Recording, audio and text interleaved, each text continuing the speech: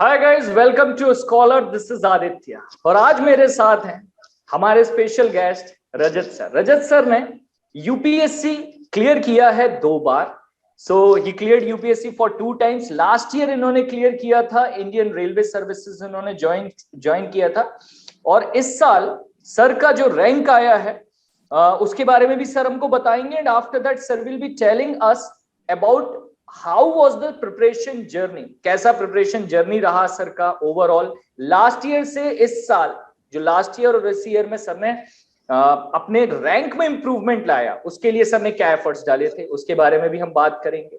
और सबसे एक बड़ी इंटरेस्टिंग चीज है, सर ने बुक भी लिखी हुई है। हम उस बुक के ऊपर काफी सारे डिस्कशंस और काफी सारी बात करने वाले हैं। तो Rajat sir, welcome to sir. Thank you so much for having me और बहुत बहुत शुक्रिया यहाँ पे बुलाने के लिए। जी सर, मैं आपसे पहला क्वेश्चन पूछना चाहता हूं और जो भी आपकी प्रोफाइल देखेगा और उसके दिमाग में ये क्वेश्चन आएगा। सर आप आईआईटीएन है, राइट? आपने 2012 आईआईटी कानपुर से अपना इंजीनियरिंग कंप्लीट किया है। तो सर ये हर एक स्टूडेंट को लगता है जो नॉन आईआईटीएन है, even they are engineers but they are if non IITians, उनको लगता है कि it is very easy for an IITian to clear the UPSC exam. तो sir is it true sir? क्या लगता है सर आप? Not at all. मैं ये मिसकंसेप्शन एट द आउटसाइड ही दूर करना चाहता हूँ एस्पिरेंट्स का कि ये एग्जाम आईआईटीएंस के लिए इजी है। मेरे कई सारे दोस्त रहे हैं जिन्होंने ट्राई किया है मगर नहीं हो पाया, क्योंकि एग्जाम है ही इतना कॉम्पिटिटिव कि एंड में कुछ ही लोगों का हो पाता है। और सबसे इम्पोर्टेंट बात यह है कि यूपीएससी एक बहुत ही अलग एग्जाम है आईआईटी से। इसमें आपका रॉ इंटेलिजेंस से ज्यादा इम्पोर्टेंट है आप कितने मेहनती हो, आप कितने कंसिस्टेंट हो, आप कितने कमिटेड हो टू क्लियरिंग दिस एग्जाम। तो ये मैं इतना कहूंगा कि यूपीएससी जेई से भी बहुत बहुत मुश्किल एग्जाम है, क्योंकि इसमें सिर्फ आपको इंटेलिजेंस नहीं लगता, आपको इमोशनल इंटेलिजेंस भी लगता है, नॉट जस्ट आईक्यू। आपको इमोशनल इंटेलिजेंस लगता है, आपको समझ लगती है, आपको क्यूरियोसिटी चाहिए सोशल साइंसेस दुनिया के बारे में। ये बस टेक्निकल एग्जाम नहीं है। तो मैं ऐसे कहूंगा भी नहीं कि आईआईटीएंस के लिए कोई बहुत एडवांटेजेस एग्जाम है। ऐसे कई सारे आईआईटीएंस जिनका नहीं होता है, जिनको बहुत सारे अटेम्प्ट लगते हैं, बहुत सारे। तो मैं ये, और मैंने इतने भी देखे हैं कि जो नॉन आईआईटीएंस है उन्होंने इतनी इजीली अच्छे से क्रैक कर दिया exam through preparation, through dedication. तो ये आप मिसकंसेप्शन प्लीज मत रखिए कि आईआईटीएंस ही क्लियर कर देंगे। सबके लिए बराबर है, आप कहते हैं सबके लिए बराबर इक्वलाइजर है, बहुत बड़ा इक्वलाइजर है ये। इसीलिए इस एग्जाम की इतनी वैल्यू भी है, क्योंकि ये एक सोशल मोबिलिटी ऑफर करता है। कितने भी डिसएडवांटेज बैकग्राउंड से लोग क्यों ना हो, बट अगर वो मेहनत करे तो ये एग्जाम क्लियर कर सकते हैं। तो मैं यही कहना चाहूंगा एस्पिरेंट से। आईआईटी कंप्लीट करने के तुरंत बाद आपने जॉब पिक किया, आप कॉर्पोरेट वर्ल्ड में रहे, उसके बाद आपने जर्नलिज्म किया। ये मतलब ये कैसे सडनली स्विच की? यूजुअली ये होता है जो कॉर्पोरेट वर्ल्ड में होते हैं, either they are continuing with their job और they are going for MBAs. मैंने देखा आईआईटी के बाद फिर आईएम बन जाता है कि अब आईआईटी हो गया IIM, and after that will get settle down in some foreign nation and something like this, otherwise directly UPSC. हाँ बराबर। ये बीच में सडनली सर जर्नलिज्म कैसे आया सर? तो मेरा करियर ट्रैजेक्टरी मैं इतना जरूर कहूंगा कि काफी अनकन्वेंशनल रहा है। तो इसका मैं रैशनल से बोलूंगा कि मतलब जैसे 3rd-4th ईयर में ही मुझे पता चल गया था कि मुझे राइटिंग और रीडिंग में बहुत इंटरेस्ट है और मुझे इंडिया ट्रैवल करने में बहुत इंटरेस्ट है। तो ये मुझे 4th ईयर में ही क्लियर हो गया था। पर मैंने फिर भी डिसाइड किया कि मैं 1 साल कंसल्टिंग फर्म में काम करूंगा, देखूंगा वहां पे कल्चर कैसा है, क्या है एक्चुअली कॉर्पोरेट वर्ल्ड। तो वो 1 साल मैंने एक्सपीरियंस करने के बाद मुझे कन्विंस हो गया कि ये मेरे लिए नहीं है। मेरे लिए नहीं है। और मैं अपने अर्ली 20s में थोड़ा स्कोप होता है एक्सपेरिमेंटेशन का आदमी के पास, जब इतने रिस्पॉन्सिबिलिटीज नहीं होती है तो आप थोड़ा सा एक्सपेरिमेंट कर सकते हो अपने अर्ली 20s में विथ योर करियर। तो मैंने जर्नलिज्म इसलिए चुना क्योंकि that job offered me opportunity कि मैं ट्रैवल कर सकूं, अलग अलग लोगों से मिल सकूं, अलग अलग सोशो इकोनॉमिक बैकग्राउंड के लोगों से मिल सकूं, इंडिया का अपना नॉलेज बढ़ा सकूं, ट्रैवल कर सकूं, लिख सकूं। ये सब मुझे इंटरेस्ट अपने अर्ली 20s में परस्यू करने थे। तो इसलिए मैंने जर्नलिज्म का रास्ता चुना। और बहुत सारे लोगों ने तब मुझे बोला भी था कि मतलब आप क्या कर रहे हो एग्जैक्टली।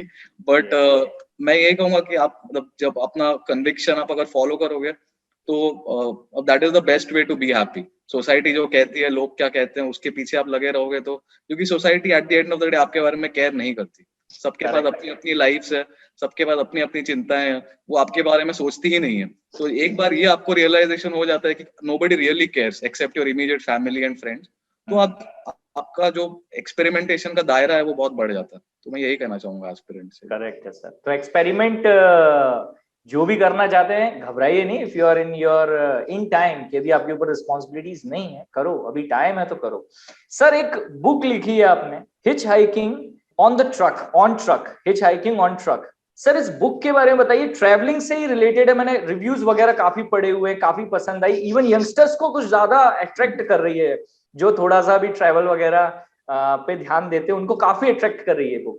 और ये बुक में जब आप लिख रहे थे, इसका एडवांटेज क्या आपको यूपीएससी लिखने में मिला?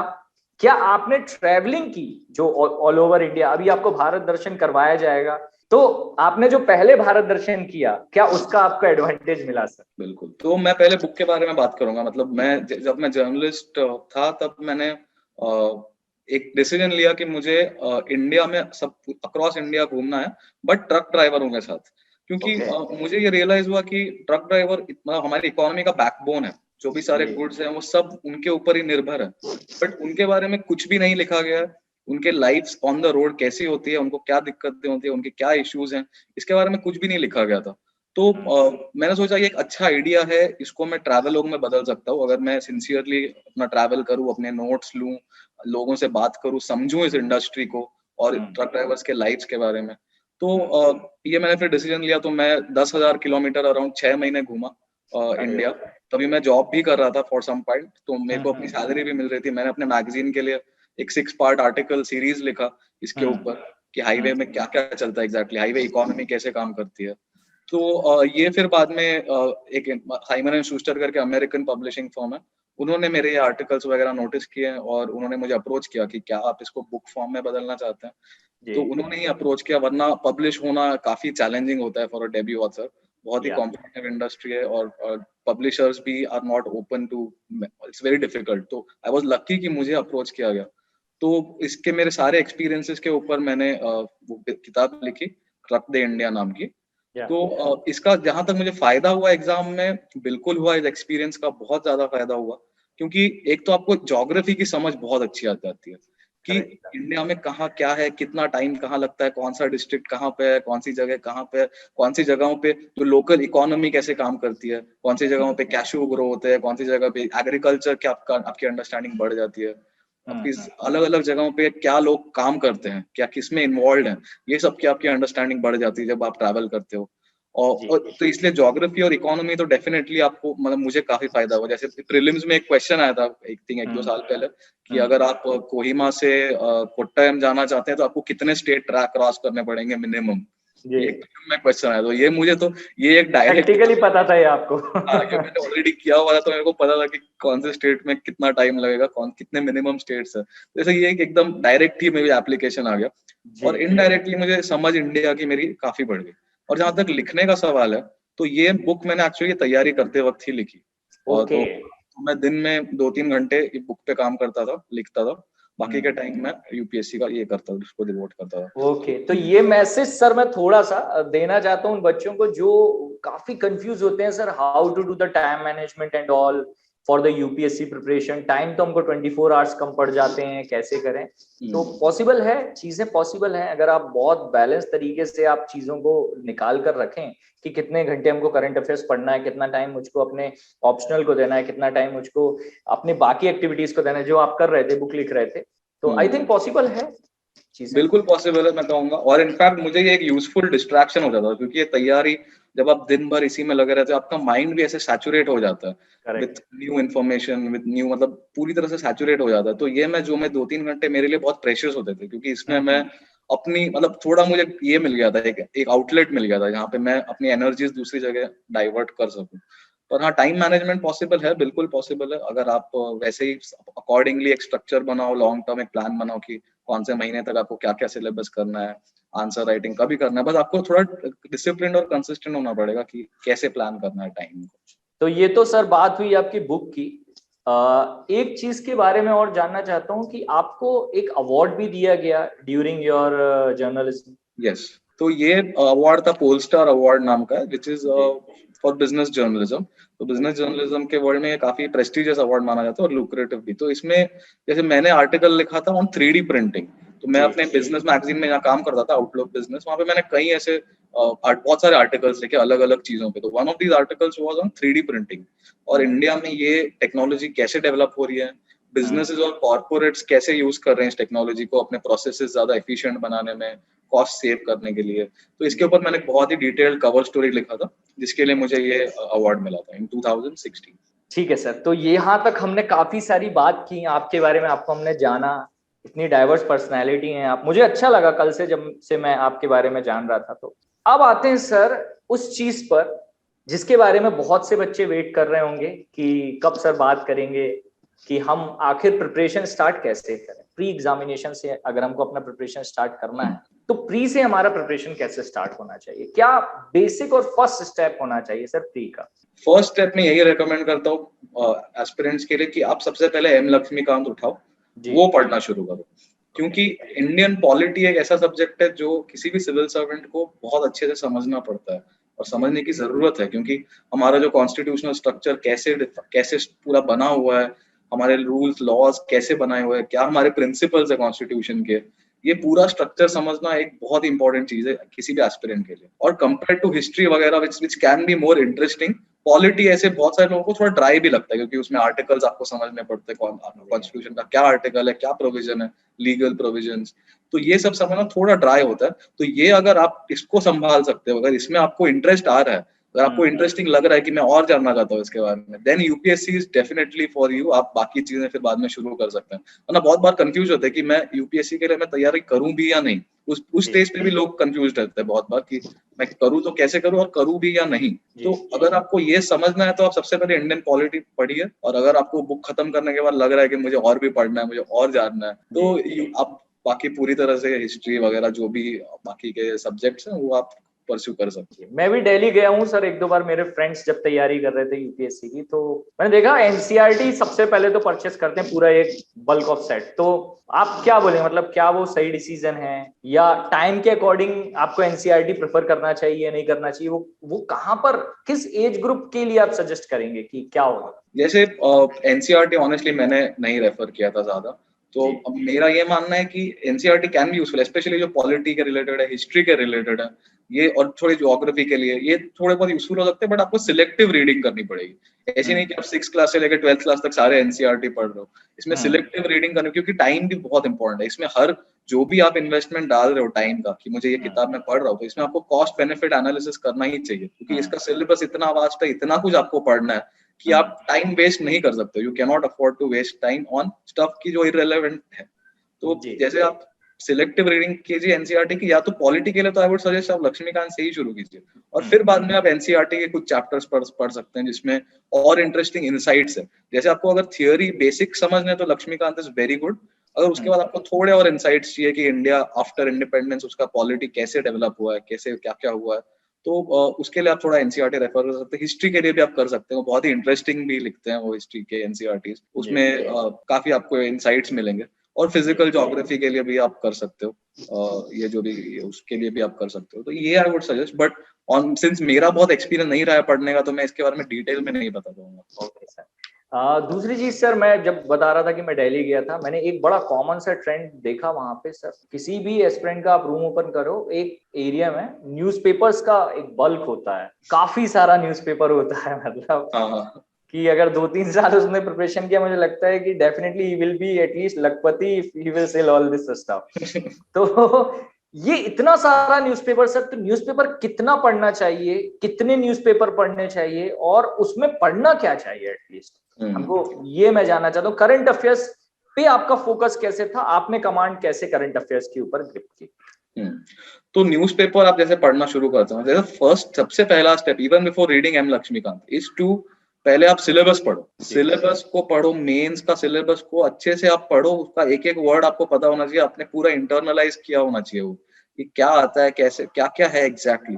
तभी आप डिसाइड कर पाओगे कि न्यूज़पेपर में मैं जो पढ़ रहा हूँ या पढ़ रही हूँ ये रेलेवेंट है या नहीं। अगर आपको सिलेबस की अच्छे से समझ नहीं है तो आप फिर इनडिस्क्रिमिनेटली सब कुछ पढ़ते जाओगे, जो कि टाइम वेस्ट है। तो मैं कहूंगा किसी भी न्यूज़पेपर में बस 20-25% से ज्यादा रेलेवेंट नहीं होता यूपीएससी के लिए। तो ऐसा नहीं कि आपको पूरा का पूरा न्यूज़पेपर कवर टू कवर पढ़ना। तो ये आप सबसे पहले सेंस डेवलप करो कि कौन सा आर्टिकल रेलेवेंट है, कौन सा नहीं है। और ये तभी आएगा जब आपने सिलेबस को अच्छे से समझा है और इंटरनलाइज किया है। तो दिस इज वेरी इंपॉर्टेंट। मैंने जैसे मैं मैं न्यूज़पेपर रीडिंग पे ज्यादा फोकस करता था एक्चुअली, क्योंकि मुझे मजा भी आता था उसमें और हेल्प भी होती थी। तो जैसे हिंदू, इंडियन एक्सप्रेस, और मैं एक एक्स्ट्रा न्यूज़पेपर पढ़ता था, मतलब जो भी यूपीएससी रिलेवेंट है, बिजनेस स्टैंडर्ड। तो बिजनेस स्टैंडर्ड के editorials op-ed section is very good, उसमें मेरे को बहुत बढ़िया इंसाइट्स मिलते थे, तो वो मैंने कंटिन्यू रखा। और बाकी हिंदू और Indian express I would recommend is better than Hindu now for students. Hindu has become slightly मतलब नॉट वेरी रेलेवेंट। जैसे इंडियन एक्सप्रेस का एक्सप्लेन्ड पेज हो गया, उनके एडिटोरियल्स हो गए, उनके articles, everything is very relevant. मतलब वो प्रॉपर यूपीएससी का वन स्टॉप ये कहलाया जा सकता है। तो अगर आप एक ही न्यूज़पेपर पढ़ना चाहते हैं, आपके पास टाइम नहीं है, तो आप इंडियन एक्सप्रेस पढ़िए, आई वुड रेकमेंड, क्योंकि हिंदू का भी ऑफ कोर्स नाम बना हुआ है इन द इंडस्ट्री। करेक्ट है जी। तो हिंदू में आप उसके ओपेड वगैरह पढ़ सकते हो, दैट इज गुड, बट जो मेन आर्टिकल्स वगैरह हैं, they are not as good as the Express. So Indian Express आप अपना ये रखिए मेन न्यूज़पेपर, हिंदू के आप ओपेड पढ़ सकते हो। तो ये मेरा एडवाइस है रिगार्डिंग न्यूज़पेपर। मेरी भी एक दो बार बात हुई स्टूडेंट से, बोले सर 2-3 आवर 4 आवर लग जाता है न्यूज़पेपर पढ़ने में। मैंने पूछा क्या क्या पढ़ते हो? बोले क्रिमिनल वाले न्यूज़ पे टाइम ज्यादा चला जाता है, उसको पढ़ने में उनको ज्यादा मजा आता है। तो वो न्यूज़ नहीं पढ़ना है जो आपके एग्जाम की इररिलेवेंट है, आपके एग्जाम से कोई रिलेशन नहीं है, मत पढ़िए उनको, आप स्किप करिए, कंट्रोल रखें, जो आपके काम का है बस उतना ही पढ़ें। तो ये तो बात 1.5-2 घंटे से ज्यादा नहीं लगने चाहिए आपको न्यूज़पेपर में, क्योंकि बाकी भी चीजें हैं। तो 1.5-2 घंटा मैक्स रखिए। अगर आप 3-4 घंटे न्यूज़पेपर ही पढ़ रहे हो, then you would have to think कि आपको आप क्या एक्स्ट्रा पढ़ रहे हो जिसको आपके पढ़ने की जरूरत नहीं है। जी। तो ये हमने बात करी सर प्री एग्जामिनेशन की। टेस्ट सीरीज का कितना इंपॉर्टेंट रोल होता है, मतलब सेल्फ इवैल्यूएशन का कितना, आपने कब से स्टार्ट किया था प्री के लिए? अभी मैं प्री पर ही हूँ, फिर हम मेंस पर मूव करेंगे। तो आपका क्या मानना, कितने टेस्ट लिखने चाहिए? और टेस्ट का मैं कई बार ऑब्जर्व करता हूँ कि बच्चे जब टेस्ट लिख रहे होते हैं तो वो क्या करते हैं कि कोई भी नया क्वेश्चन आया फटाफट उसका डेटा नोट करने बैठ जाते हैं। तो क्या ये सही है, या हमको कैसे करना चाहिए? टेस्ट का बेस्ट यूटिलाइजेशन क्या होगा? तो मैं कहूंगा, जैसे अगर आपके बेसिक्स क्लियर हैं, आपने अपना बेसिक एक बना लिया, तो टेस्ट शुरू कर दो। बस ऐसे नहीं कि बस 2-3 महीने पहले ही शुरू करना है, उसके पहले भी आप कर सकते हो। पहले वाले टेस्ट सीरीज ले लो, कि ऐसे बहुत कुछ चेंज तो होता नहीं है, कुछ यूपीएससी अनप्रेडिक्टेबल हो, कुछ भी पूछ सकते हैं। तो आप इमीडिएट जैसे ही आपको थोड़ा सा भी कॉन्फिडेंस आए ना कि ठीक है मुझे थोड़ा बहुत आता है, तो आप बस टेस्ट सीरीज लिखना, ये सॉल्व करना शुरू कर दीजिए, क्योंकि इससे आपको आइडिया आता है कि आपको क्या नहीं पता जी। वरना कैसे होता है, क्योंकि इसमें इतनी सारी चीजें हैं जानने के लिए कि आपको पता ही नहीं होता है कि आपको क्या नहीं पता है। जी हाँ। तो ये टेस्ट सीरीज आप सॉल्व करते हो, तो मुझे तो बहुत मजा आता है टेस्ट सीरीज में, क्योंकि मुझे हर टेस्ट सीरीज में अगर सपोज 30 क्वेश्चन मुझे आते ही नहीं है या गलत जो हो गए उसमें स्पेशली बहुत लर्निंग है, क्योंकि आपका क्या उसमें मिसकंसेप्शन था, क्या आपने गलती की और क्या एक्चुअली सही है, इसका आपको इंटरनलाइज हो जाता है। जब आप गलती करते हो तभी आपको याद रहता है। आपने अगर वही चीज किताब में पढ़ी थी तो आपने नोटिस नहीं की होगी, बट जब भी आप टेस्ट में एक चीज कोई गलत करते हो, तब आपको वो ज्यादा अंदर मतलब प्रॉपरली घुस जाता है कि आपके अंदर कि मुझे ये नहीं आता है और ये मैंने गलती की थी। तो अगर वो वापस कहीं भी रिपीट हो गया तो you will not make that same mistake. That should be the goal, कि अगर मैंने कोई गलती की है तो मैं ये गलती वापस नहीं करूंगा। हर टेस्ट सीरीज में आपको यही करना है कि मैंने जो भी गलती की है, इसको मैंने क्या गलत किया, उसको बस छोटे में लिखना। अगर आपको एक कोई पॉइंट पर, मैं ये नोट्स के बारे में भी मैं यही बोलूंगा, जैसे आप कह रहे थे कि बहुत सब लोग लिखने लग जाते हैं अगर कुछ आता नहीं। नोट्स के बारे में मैं यही कहूंगा, be extremely sparse and concise अपने नोट्स में। ऐसे नहीं कि आप हर रोज 2-3 पेज नोट्स लिख रहे हो जो भी आपने सीखा है, क्योंकि ऐसे नहीं कि आप जो पढ़ा उसको इमीडिएटली कॉपी डाउन कर दिया, तो उससे लर्निंग नहीं होती है। उससे आप बस वॉमिट कर रहे हो, जो आपने पढ़ा है उसको बस आप बाहर निकाल रहे हो, उसको अंदर कुछ बचता ही नहीं है फिर। तो आप स्पार्स कंसाइज नोट्स बनाओ, मतलब जो आप बाद में पढ़ सको, क्योंकि नोट्स का पर्पस ही यही है कि वो बाद में पढ़ने हैं एट सम पॉइंट। आप बस उसको नोट्स बना रहे हो तो वो पॉइंट नहीं है। तो नोट्स ऐसे बनाओ जो कि एकदम रेलेवेंट है और एक फंडामेंटल पॉइंट को एड्रेस करते हैं, और आपको कुछ नया लगा है इसमें, एकदम नया। तो वैसे आप उसको अंडरस्टैंड करना शुरू सीखो कि क्या एकदम ही नया है, क्या मुझे लिखना चाहिए और क्या इज रूटीन। तो ये मेरा एडवाइस है। और बहुत सारे टेस्ट सीरीज लिखो, इसको उसमें जो लर्निंग होती है और उसमें जो प्रैक्टिस होती है, मेनली सबसे इंपॉर्टेंट बात यह है कि इसमें आपको एलिमिनेशन की प्रैक्टिस होने लगती है कि मैं कौन से ऑप्शंस गलत हैं। क्योंकि इस एग्जाम में आपको ये जानने से ज्यादा इंपॉर्टेंट कि कौन सा ऑप्शन सही है, ये ज्यादा इंपॉर्टेंट है कि आपको इमीडिएटली पता चलना चाहिए कि कौन से ऑप्शन गलत है। बारली 40% क्वेश्चंस आपको 100% श्योर होंगे, बहुत सारे में आपको इंटेलिजेंट गेस वर्क करना होता है, एलिमिनेशन करना होता है।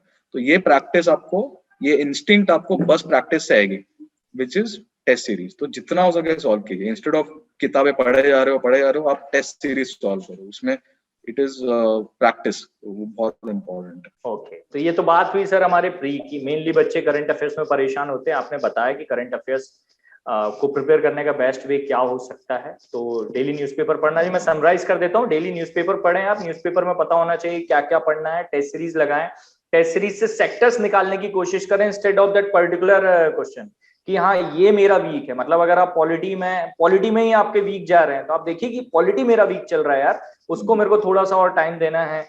तो ये आप पूरे के पूरे उस सेक्टर को निकालने की कोशिश करेंगे, ये मेरा वीक पार्ट है, इस पे अभी मुझे काम करना है। इसके बाद सर मैं बीच में, प्रिपरेशन के बीच में बहुत देर से क्वेश्चन मेरे दिमाग में था और मैं भूल गया था कुछ टाइम पहले पूछना आपसे, मैं अभी पूछना चाहता हूँ। सर आपने इंडिया घूमा पूरा, आप इंडियन लोगों से सबसे मिले, आपने लास्ट ईयर के बाद, लास्ट ईयर आप सर्विस में आ गए, इस साल आपने फिर से एग्जाम लिखी अपनी रैंक इंप्रूव करने के लिए सर। उसके बाद आईएएस आपका फर्स्ट प्रेफरेंस नहीं था, इंडियन फॉरेन सर्विसेज आपका फर्स्ट प्रेफरेंस क्यों है सर? एक्चुअली मैंने जब प्रिपरेशन स्टार्ट की थी तभी मेरे दिमाग में यही था, मेरा एम आईएएस नहीं था। मुझे स्टार्ट से ही क्लियर था कि मुझे फॉरेन सर्विस में बहुत इंटरेस्ट है, मुझे ऐसे ट्रैवलिंग में इंटरेस्ट है, मुझे इंटरनेशनल रिलेशंस में बहुत इंटरेस्ट है, मुझे नई लैंग्वेजेस सीखने में इंटरेस्ट है, नए कल्चर्स को एक्सप्लोर करने में इंटरेस्ट है। तो मैं अपने आप को, इसमें यही इंपॉर्टेंट है कि आप बस भीड़ के साथ मत जाइए। ऑफ कोर्स अगर कोई कंफ्यूज है तो वो डिफॉल्ट ऑप्शन आईएएस डालता है, बट आप अपने आप को समझिए, आपके टेम्परामेंट कहाँ पे सूटेड है, you as a person where do you think आप ज्यादा बेटर करोगे आप आगे जाके, क्योंकि ये लॉन्ग करियर है जो आपको चूज करना है। तो इसमें आपको अपने आप को जानना बहुत इंपॉर्टेंट है। तो मैंने वो स्टार्ट में ही समझ लिया था कि जहां तक मेरा सवाल है, मैं आईएफएस के लिए ज्यादा सूटेड हूँ, मेरे टेम्परामेंट, मेरे पर्सनालिटी के अकॉर्डिंग। तो इसीलिए मुझे बिल्कुल स्टार्ट से क्लियर था कि मुझे फॉरेन सर्विस ही ज्वाइन करना है। तो ये कोई क्वेश्चन था ही नहीं मेरे लिए। ओके, एक बात और सर कि बहुत से बच्चे डिमोटिवेट हो जाते हैं एक दो अटेम्प्ट लिखने के बाद कि अब और कैसे करें क्या ना करें। आपका ये 4th अटेम्प्ट था, आपने 3rd अटेम्प्ट में इंटरव्यू दिया, आप जॉब में लास्ट ईयर आ गए थे, फिर 4th अटेम्प्ट लिखने का करेज कहाँ से आया आपके पास? यूजुअली ये होता कि आप जॉब में आ गए और यूपीएससी से आपको जॉब मिला है तो डेफिनेटली आप एडमिनिस्ट्रेशन में बहुत अच्छे लेवल पर हैं। उसके बाद एग्जाम लिखना अपना रैंक इंप्रूव करने के लिए, पहली चीज ये मोटिवेशन कैसे आया सर, और क्या किया आपने लास्ट 1 ईयर में कि आपका रैंक इंप्रूव हुआ? तो मोटिवेशन तो यार मतलब अंदर ही झांकना पड़ता है उसके लिए कि आप क्या चाहते हो, क्योंकि ऐसे लगता है कि एक शॉट मार ही देते हैं, इतना कुछ कर लिया। तो मतलब उसके लिए मतलब एक महीना करीब तो आप सोचते ही रहते हो मैं दूं या नहीं, फिर आप फाइनली मन बना लेते हो कि ठीक है अभी देना है, तो डिसाइड कर लिया है तो कर देते हैं। तो मतलब मेरा तो, क्योंकि मुझे फॉरेन सर्विस में बहुत इंटरेस्ट था, मतलब दैट वाज द मेरा पर्पस क्यों मैं एग्जाम लिख रहा था। तो मैंने सोचा कि मैं एक और अटेम्प्ट देना, मतलब hopefully it will work out, और थैंकफुली इट डिड। बट इसमें ऑफ कोर्स आपको मेहनत करनी पड़ती है, आपको मोटिवेशन रखना पड़ता है खुद के लिए कि मैं, क्योंकि ये लंबा प्रोसेस होता है और इसको कंटिन्यू रखना मतलब बहुत स्ट्रेस भी आता है, but you have to keep yourself motivated और विद द होप कि ठीक है you will be able to improve your rank. तो मैंने कैसे इम्प्रूव किया रैंक, ये इसके बारे में तो मैं कहूंगा कि मैंने वही चीजें की जो मैंने लास्ट टाइम की थी। लास्ट टाइम में मैंने अच्छे से मेहनत की थी, मतलब ऐसे मेंस के लिए जैसे जीएस में, न्यूज़पेपर के लिए। हिस्ट्री ऑप्शनल में मैंने थोड़ा ज्यादा इस बार ध्यान दिया। हिस्ट्री ऑप्शनल पे ज्यादा फोकस किया, क्योंकि जीएस में मैंने देख लिया था कि सबके कम ही नंबर आते हैं, कितना भी मेहनत कर लो, इधर उधर 10-20 मार्क, इधर ऊपर नीचे 5-10 मार्क। तो मैंने सोचा कि इस बार मैं हिस्ट्री ऑप्शनल पे फोकस करता हूँ, क्योंकि यहाँ पे जो स्कोप ऑफ इम्प्रूवमेंट है ज्यादा है। जीएस में मैंने लास्ट ईयर जैसे बहुत सही, मतलब मेरे अकॉर्डिंग तो मैंने बहुत सेटिस्फैक्टरी पेपर लिखा था, बट नंबर नहीं आए थे। तो मैं सोचा थोड़ा ये लोग का कंजर्वेटिव मार्किंग है जीएस में, तो बेटर कि मैं ऑप्शनल पे फोकस करूँ। तो मैंने इसमें मैप्स की थोड़ी प्रैक्टिस की, हिस्ट्री ऑप्शनल में आंसर राइटिंग की प्रैक्टिस की, नए कुछ सोर्सेज ढूंढे जहाँ से मैं पढ़ सकूँ ऑप्शनल, क्योंकि लास्ट टाइम क्योंकि हिस्ट्री ऑप्शनल बहुत वास्ट है और सोर्सेज भी बहुत सारे हैं। तो अपना जो नॉलेज बेस है उसको एनहांस करने के लिए मैंने नए सोर्सेज को थोड़ा रेफर किया और नोट्स अच्छे से स्ट्रक्चर्ड बनाए, ताकि मैं लास्ट मिनट पे रेफर कर सकूं। तो history optional has worked out, मेरे हाईएस्ट नंबर आया इस बार 301 मतलब हिस्ट्री ऑप्शनल में। तो that is what really worked out for me. जैसे जीएस में मेरे लास्ट टाइम के ऑलमोस्ट बराबर ही है, बट हिस्ट्री ऑप्शनल और इंटरव्यू की वजह से मेरा रैंक इम्प्रूव हुआ। सर मैं एक चीज मेंस के लिए पूछना चाहता हूँ, आंसर राइटिंग में एक बड़ा स्टूडेंट्स के साथ एक चैलेंज होता है कि they have lots of thoughts, इतना है उनके पास लिखने के लिए, but they are not able to express on paper. तो मतलब आप क्या कहेंगे कि क्या किया जा सकता है इस चीज के लिए, कि क्या एक अप्रोच हो सकती है जिसमें हाँ उनको कुछ हेल्प मिले आपके, क्योंकि आपने जर्नलिस्ट किया है, तो मेरा मानना है कि इसने कहीं ना कहीं आपका एक सपोर्ट किया होगा, क्योंकि आप जर्नलिस्ट जब भी आप कोई एक एडिटोरियल लिखते होंगे, आप कोई एक आर्टिकल लिखते होंगे, तो आर्टिकल में बेस्ट चीज यही होती है कि हम मिनिमम वर्ड्स में और इजिएस्ट लैंग्वेज में अपने व्यूअर्स को कैसे अपनी बात डिलीवर कर पाए। तो सर मतलब आंसर राइटिंग में जो मैं जानना चाहता हूँ कि क्या है, क्या उनकी डिमांड है जो नहीं समझ पा रहे हैं लोग। बिल्कुल, तो इसमें सबसे इंपॉर्टेंट है 2 कीवर्ड्स, सिंप्लिसिटी और क्लैरिटी। ये आपके थिंकिंग में रिफ्लेक्ट होनी चाहिए और आपके लैंग्वेज में सिंप्लिसिटी रिफ्लेक्ट होनी चाहिए। और पर्पस ये है कि आप जो भी एग्जामिनर है उसको आप किसी भी पॉइंट पे बोर नहीं करना चाहते हो, किसी भी पॉइंट पे उससे ज्यादा एफर्ट या दिमाग नहीं खर्च करवाना चाहते हो कि आपने क्या लिखा है समझने के लिए उसको एफर्ट लग रहा है। तो ऐसे आपका आंसर का फ्लो होना चाहिए कि जैसे एग्जामिनर ने स्टार्ट किया पढ़ना, उसकी आंखें कहीं रुक नहीं रही है, उसकी आंखें ऐसे कहीं भी ऐसे समझने के लिए रुक नहीं रही है कि मैं यहाँ पे रुका हूँ जस्ट टू अंडरस्टैंड कि ये क्या कहना चाह रही है। तो आपका ऐसे फ्लो होना चाहिए कि पूरी तरह से एंड तक एक लॉजिकल फ्लो हो, कंक्लूजन में जो भी आपने बिल्डअप किया है उसका एक लॉजिकल एंड हो। तो ये हर आंसर का पर्पस है कि इंटरेस्टिंग भी होना चाहिए, रेलेवेंट भी होना चाहिए, इंसाइटफुल होना चाहिए और फ्लो होना चाहिए एक, वो फ्लो बहुत इंपॉर्टेंट है। तो मैं सजेस्ट करूंगा कि एस्पिरेंट्स को आप अपने पॉइंट्स ना, जैसे मैं जीएस में लार्जली पॉइंट वाइज लिखता था, क्योंकि आप लंबे लंबे पैराग्राफ लिखते हो, ये करते हो तो एग्जामिनर बोर हो जाता है देख के। मतलब मैं खुद एज अ रीडर भी बोर हो जाता हूँ जब मैं बहुत लंबे पैराग्राफ देखता हूँ, सीम्स इंटिमिडेटिंग, और तो फिर पढ़ने का मन नहीं करता है। तो पॉइंट वाइज हो सके तो लिखिए। ये नहीं है कि ये ब्लैंकेट स्टेटमेंट है, हर क्वेश्चन को आप पॉइंट वाइज लिख रहे हो। कुछ क्वेश्चन जैसे पॉलिटी में हो, they are analytical in nature, इसमें आपको एक आर्ग्यूमेंट बनाना है, और आर्ग्यूमेंट बहुत बार ऐसे पॉइंट वाइज से ज्यादा पैराग्राफ वाइज में बेटर बनता है। तो जहां पे भी आपको एक आर्ग्यूमेंट बनाना है और एंड में कंक्लूजन तक पहुंचना है, उसमें आप पैराग्राफ यूज कर सकते हैं। जहां पे भी ऐसे कुछ प्रोविजंस पूछे हैं या स्टेप्स पूछे हैं ऐसे, जहां पे it lends well two point wise, तो ये आप समझ आपके जजमेंट के अकॉर्डिंग डिसाइड कीजिए कहाँ पे मुझे पॉइंट वाइज करना है, कहाँ पे paragraph wise. But point wise ज्यादा होना चाहिए क्योंकि that is easier to read, और इसमें आप ज्यादा मटेरियल पैक भी कर सकते हो।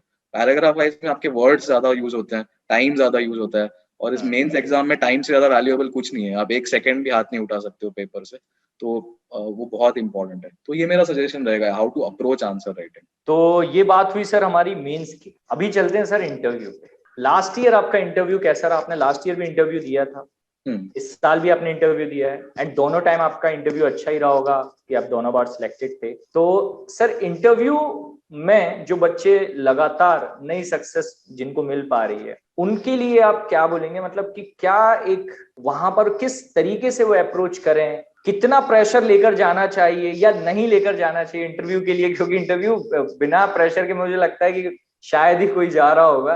तो क्या जरूरी है, क्या नहीं है, कुछ इंटरव्यू के बारे में आपसे जानना चाहता हूँ। तो इंटरव्यू बहुत ही क्रूशियल पार्ट है एग्जाम का in deciding your rank. Mains तक आप एक लिस्ट में आ जाओगे, तो अगर आपका मेंस अच्छा हुआ है तो आप लिस्ट में आ जाओगे, बट आपका रैंक कहाँ है ये बहुत बार इंटरव्यू ही डिसाइड करता है। तो ये बहुत क्रूशियल स्टेप है, एंड नो वंडर बहुत प्रेशर में रहते हैं लोग। ऐसे मैं ये नहीं कहूंगा कि कोई भी ऐसे एकदम टेंशन फ्री होके जा रहा है बिना किसी नर्वसनेस के। नर्वसनेस बहुत ही जायज है और होती भी है, बट आप मॉक इंटरव्यूज दो। एक तो सबसे पहले आप मॉक इंटरव्यूज ढेर सारे दीजिए बिफोर योर मेन इंटरव्यू, क्योंकि मॉक इंटरव्यू में एक तो आपको प्रैक्टिस हो जाती है, ऐसे कि कुछ स्टैंडर्ड क्वेश्चन होते हैं about your life journey, about your motivations, about the reasons कि आपने क्यों ये किया, क्यों ये नहीं किया।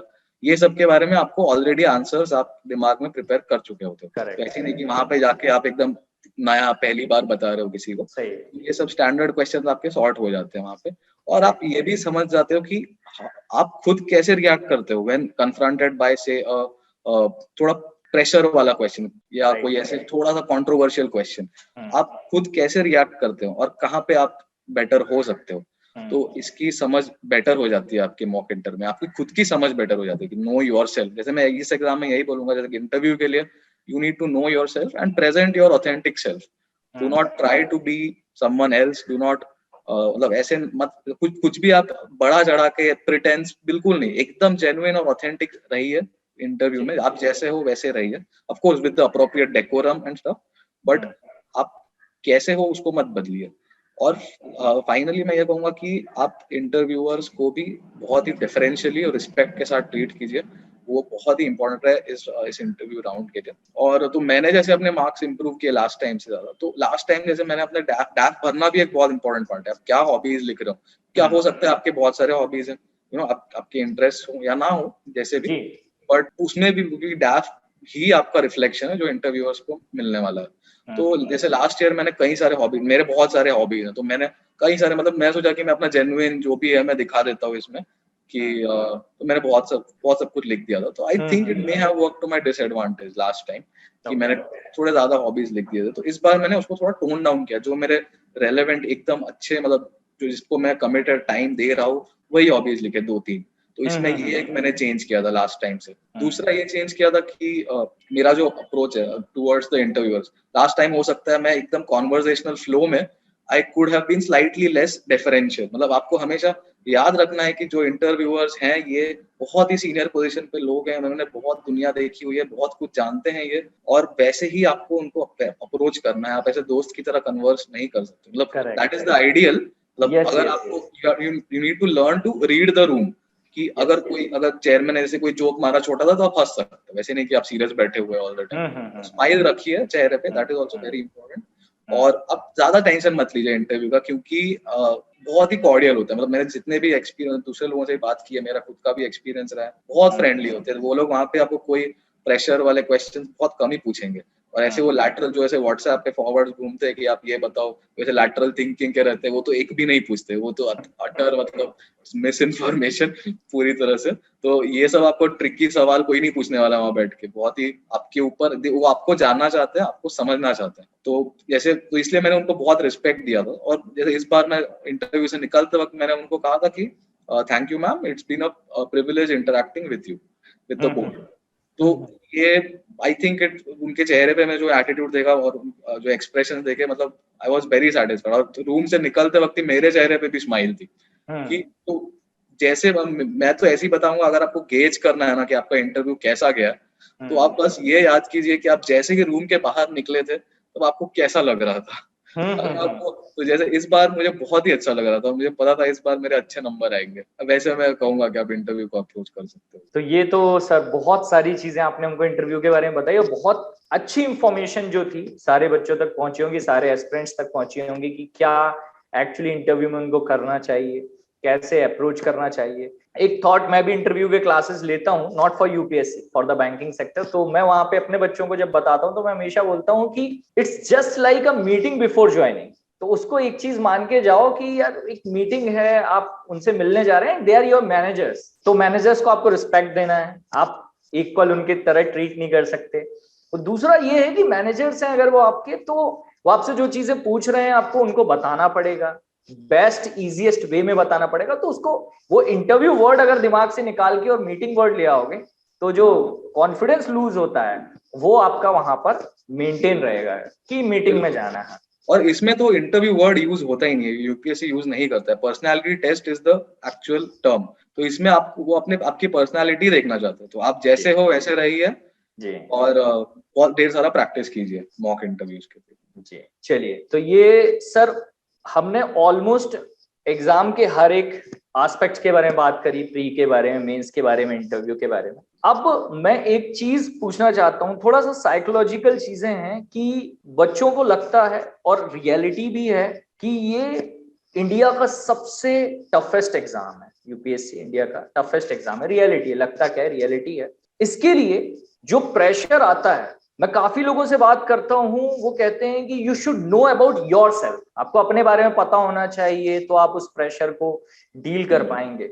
बट प्रैक्टिकली कहूं, मैं अभी तक समझ नहीं पाया हूं कि what is this to know about myself. ये मैं अपने लिए पूछ रहा हूँ, नॉट फॉर एवरीवन, कि सर क्या है, मतलब कैसे हम अपने आप को समझ सकते हैं, आपने अपने आप को बहुत टाइम दिया है, आपने अप्रोक्सीमेटली 10,000 किलोमीटर की ट्रैवलिंग की है अननोन लोगों के साथ, तो आप खुद के लिए टाइम देते थे, इतना टाइम आपने दिया है, आप कितना खुद को समझ पाए सर, और क्या एक गाइडेंस देंगे कि मैं अपने ऊपर इम्प्लीमेंट कर पाऊं अगर मैं अपने आप को समझना चाहता हूं तो अपने आप को समझना मतलब बहुत बार क्या होता है ना, हम लोग की जो बाहर की सोसाइटी है उससे हम बहुत सारे एस्पिरेशन, बहुत सारी चीजें इंटरनलाइज कर लेते हैं। ऐसे लगता है कि वही चीजें हमारे लिए भी बनी है, हम भी वही चाहते हैं। तो ये जानना इंपॉर्टेंट है कि आप एक्चुअली क्या चाहते हो, और ये आपको मतलब या तो आपके खुद के इंट्रोस्पेक्शन से आएगा, या तो अगर आप किसी के साथ रिलेशनशिप में है तो वहां से आपको पता चलेगा कि आप क्या चाहते हैं। उसमें क्लैरिटी आने लगती है जब आप किसी के साथ क्लोजली एसोसिएटेड हो, तो आपको समझ में आता है कि आप कैसे हो, आप क्या चाहते हो एग्जैक्टली। ये भी एक पॉसिबल है।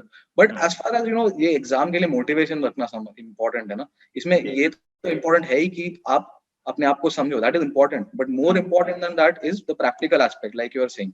प्रैक्टिकली कैसे मोटिवेटेड रखना है, प्रैक्टिकली ऐसे मोटिवेटेड रखना है दैट आप you live life day to day. आप ऐसे नहीं कि बैठ के सोच रहे हो, चलो मैं या तो मैं फ्यूचर के बारे में सोच रहा हूँ कि चलो मैं 2 साल बाद मैं IAS बन रहा हूँ, आप उसके बारे में डे ड्रीम कर रहे हो, या आप पास्ट के बारे में सोच रहे हो कि यार लास्ट टाइम हुआ नहीं मेरा ये, कि अभी कैसे अगली बार होगा कि नहीं, उसकी एंग्जाइटी। क्योंकि एंग्जाइटी आती कहाँ पर, एंग्जाइटी तभी आती है जब या तो आप फ्यूचर में जी रहे हैं या तो आप पास्ट में जी रहे हैं, उसी से ही एंग्जाइटी आती है। तो अगर आप लाइफ डे टू डे जीते हो कि मैंने आज ये पढ़ना है, मुझे आज ये मेरा प्लान है, ये न्यूज़पेपर पढ़ने के बाद मैं ये करूंगा, तो because of that you are living in the moment. आप अभी का सोच रहे हो कि मैं अभी इमीडिएटली क्या करूंगा इसके बाद, और मैं अभी क्या कर रहा हूँ। तो यही चीज से आपका, I think this is the very important point for maintaining mental health during the preparation. आप फ्यूचर में मत जिए, आप पास्ट में मत जिए, आप इन द मोमेंट जिए, और अपने दिन का एक शेड्यूल बनाइए कि आज मुझे ये करना है, और वो चीजें आप फॉलो थ्रू कीजिए। तो इससे क्या, और but at the same time day to day के साथ आपका एक ब्रॉड 2-3 महीने का एक ये होना चाहिए शेड्यूल, कि मुझे 2-3 महीने में ये सिलेबस कवर करना है, या ये मुझे लिखना है, whatever, up to you. But एक आपका एक ब्रॉड एक आउटलाइन होना चाहिए। एट द सेम टाइम आप डे टू डे कर रहे हो, मतलब आपका जीना is day to day, but आपके पास एक ब्रॉड स्ट्रक्चर है कि मुझे सिलेबस कंप्लीट कैसे करना है। इसमें एक एंग्जाइटी ये भी होती है कि यार ये सिलेबस इतना बड़ा है, ये मैं कैसे कर पाऊंगा, और ओवरवेलम होना बहुत ईजी है। ये मतलब बहुत बार मैं भी हुआ था ड्यूरिंग प्रिपरेशन। तो इस ओवरवेलमिंग फीलिंग को काउंटर करने के लिए आप एक मस्त में एक्सेल शीट या किसी भी वर्ड पे आप बनाइए कि क्या मुझे क्या कब कवर करना है, और फिर बाद में एवरीथिंग सीम्स अचीवेबल, कि ठीक है मैं अगर ये करूंगा तो हो जाएगा, ये करूंगा तो हो जाएगा। और फिर तो आप डे टू डे आपका जो भी रूटीन है वो फॉलो कीजिए। That is the best way to stay consistent and focused and working on your mental health during this exam. Thank you sir, thank you a lot. It was really very nice talking to you Rajat sir, और बहुत सारी चीजें हमारे aspirants को सीखने को मिली होंगी, and I have learned a lot from yesterday onwards when I started reading about you. मैंने काफी कुछ चीजें सीखी हैं, and I wish that you will continue guiding me and my aspirants to the aspirants of our platform on a very regular basis sir. जब भी आपको मौका मिलेगा आप जरूर आएंगे, और आगे भी कोशिश करेंगे हम लोगों को गाइड करने की। बिल्कुल, बहुत बहुत शुक्रिया मुझे इनवाइट करने के लिए, और मैं हमेशा हैप्पी हूँ एस्पिरेंट्स को हेल्प करने के लिए। मुझे पता है कि लोगों को कितनी गाइडेंस की जरूरत होती है, कितना मतलब लोग स्ट्रगल करते हैं इस एग्जाम को क्लियर करने के लिए। तो I am always happy, and thank you so much. Thank you sir, thank you.